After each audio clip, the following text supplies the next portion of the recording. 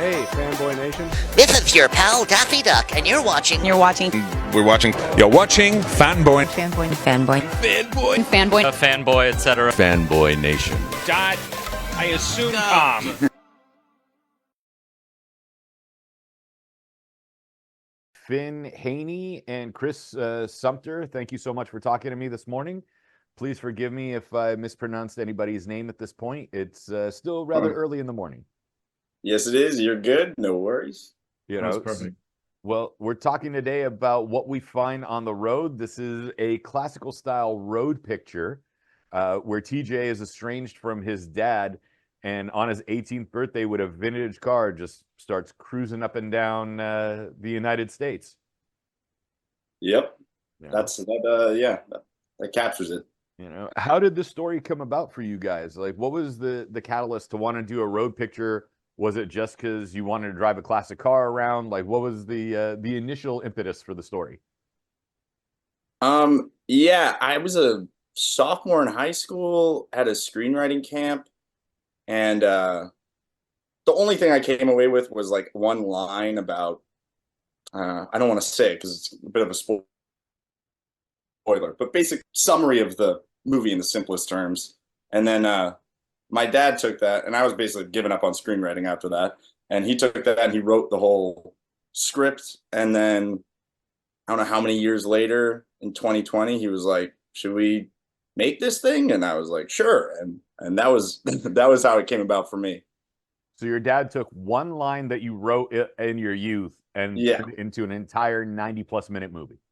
Yeah, he was off to the races with it as he typically is. So, you know, wait, Finn, what was the line? Please say it. Please. I can't say it because it's Just like whisper it. Like, what was it? I don't think whispering is gonna work. Is it like last scene of the movie?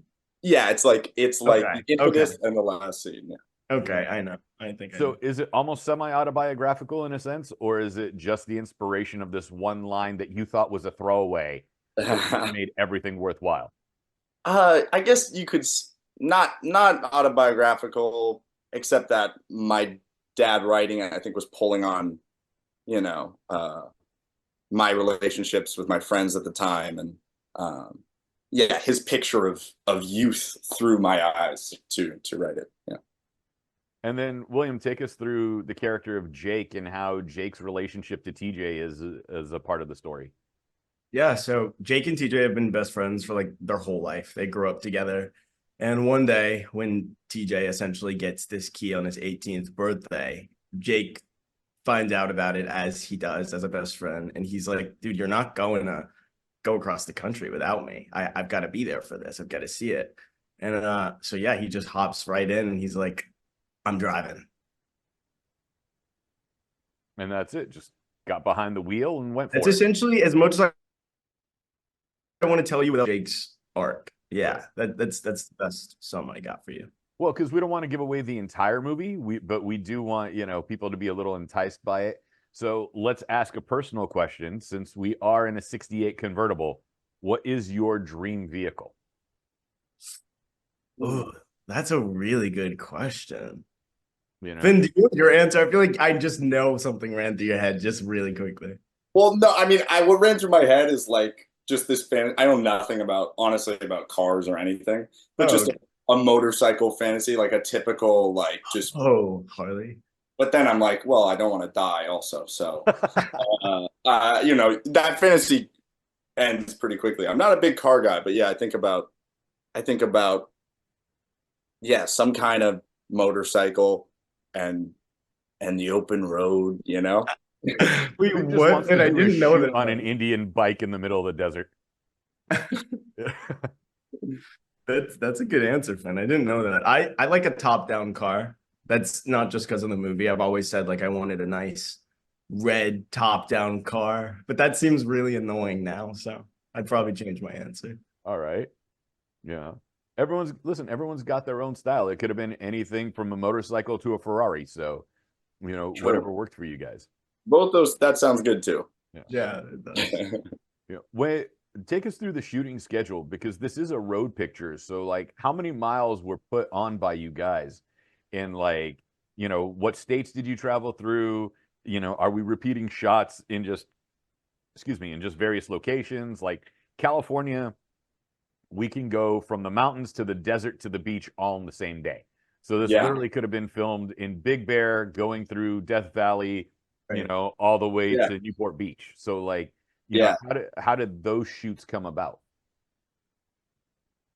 I think that would have been a maybe more efficient idea. We actually just drove from Cape Cod, Massachusetts to San Francisco, California, and filmed along the way. I think we went through like 13 states. And there was one scout trip. I went with Chasen, the director, to find locations that we didn't, I feel like, generally end up using. And then there was the primary shoot, and then we had to comb back. I went back again with Jason and Corey, the DP, to kind of fill in some gaps. Yeah. So. I forgot about that. And as states we went through, okay, there's there's a lot. I mean, you're going cross country here. Yeah. What are the ones that stand out to you, Chris? We went through Tennessee, and I remember that quite clearly. Nashville, yeah. Yeah. We went through Texas, Amarillo. Yeah. Um, New Mexico was dope. What? New Mexico was dope. Mexico. Yeah, that's where I flew out of. That's where I exited. Yeah. But we did reshoots on the Cape. Yeah, most of it was just spent on the Cape. We did kind of cheat some shots, didn't we? The beginning and the end we did on the Cape. Yeah. All right. So I've never been to the Cape and I've never been to Tennessee. What stood out about those two locations? Tennessee. Nashville was a vibe. Yeah. We didn't end up using, remember we had that night shoot in. Oh, yeah. With the alien on the bar. Tennessee was fun. Do you remember? We got off the bus and then you just like paced around me on the ground because we had driven for like 10 hours in a car with the alien on it. Oh, yeah. And there was that guy like harassing us while we were Yeah. Oh, yeah. That was another thing. It was just like random. We just stopped to film a scene in a random place, and then some guy would like have scissors, and we'd be like, "Guys, we're filming a movie. You can't do this here." Yeah, that guy stands out in Nashville. Yeah, he does. Was that the question?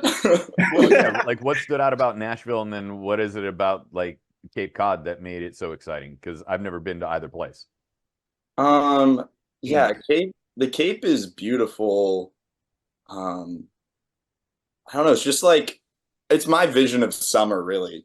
When I was little, I would go there for the summers with my parents, and beaches and like seagulls, and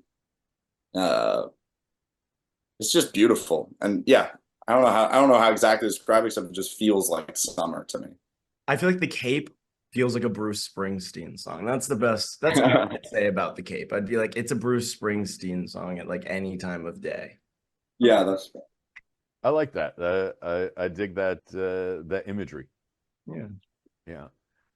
Every time you make a movie, you learn something about yourself, and then anytime you go traveling, you also have some self-discovery. What did you feel the characters that you played learn about themselves, and what did you as the actors learn? Yeah, such a good question. I think TJ grows in, I think, learning to take responsibility for his life, and then and his situation, and I think just growing in confidence, and being out on first time and going on this adventure. I think he grew in just growing up, and in feeling more independent, and feeling more confident. And I think it's my first like lead in a feature, and I think just having this experience and going through it, and getting to the end, and like having it like completing it was very fulfilling to me, just to see it all the way through with all the trials and tribulations. And I think my confidence grew too from the making of it. That's so sweet, Lynn. Yeah. I really like that answer. I feel like for Jake, I would say, I'm trying to figure out a way that, because he changes in many ways, but I'm trying to see if I can relate to him in any ways. Okay, what I think Jake learns along the road how much he's willing to sacrifice for friendship, and he really sticks out the journey, and I think that's kind of the dividing point. He's like, okay, but like, as you can love someone, but what am I willing to really sacrifice for this journey? And I think I really relate to that, because life gets messy, but life is especially messy when you're traveling on the road. I travel a lot, and every trip I go on, it just is like so messy for some reason. It's chaotic, like, and so I really relate to that part of him. Yeah, that's my answer. You know, you guys have been in 23 different film festivals with this. You've won the Pasadena International Film Festival for Best Lead. You've been in the World Fest Houston International Film Festival and have won for Best Dramatic Film Feature. And now here it is getting a theatrical release. What's it like having been on the film festival circuit and now getting the film recognized in a manner that often too many film festival movies end up dying in those places? And I don't mean dying like they were awful. I mean, they just didn't get picked up. Yeah. And we've missed out on some wonderful films that if you didn't go to a film festival, you never got a chance to see it again. Right. No, this is awesome. I don't know about you, Finn, but like I wasn't expecting like anything, like literally anything. I've worked on things before and I've never seen it again. I just like I'm just gonna give myself to this project and we'll see what happens. But the turnout has been like pretty awesome, and the fact that people are actually watching it, and like I get to like read a Letterboxd review about what someone is saying about this project I worked on, it's insane. So to me, I'm like, I wasn't expecting any of this, but it's beautiful. Yeah, I feel the same. I feel like, yeah, I'm almost still like, processing, this is happening, and it's coming out. That's really cool. I agree. I had no expectations really. It was just kind of immersed in it, and that it's picked up steam and maintained its kind of trajectory is it's just super cool. You know, I'm excited to see where it goes. So literally you guys had goosebumps. And yes, Chris, that was pun intended. Gentlemen, remind us about the release date of the film and where can we find you two on social media after everyone gets to see it and can connect with you. Then you take it back. Release date? It's like, it's the 20 week. I feel like we shouldn't have been put in charge of this. We got a message. It's about to come out. I mean, I think it's out. Like, no, I think it's like 20th. September 22nd. Yeah, 20th. September 20th. This will be there out. There you go. You know. Okay, yeah, that's it. September 20th. We have to make the guy who had a throwaway line that turned it into a 2-hour movie feel guilty about not knowing what day his movie is coming out. Sorry. Yeah. So September 20th. Where can we find you guys on social media if we want to connect with you? I'm out. Finn doesn't really have social media. He's an off-grid baddie. I am on Instagram at william.chris.sumpter, as well as on TikTok as william.chris.sumpter. There you go. Awesome. Gentlemen, thank you so much for your time. The film comes out on September 20th in theaters. What We Find on the Road. Congratulations on all the accolades you've earnedly deserved in 23 different film festivals and what you're going to get in release. So congratulations. Thanks, Thank RC. you so much.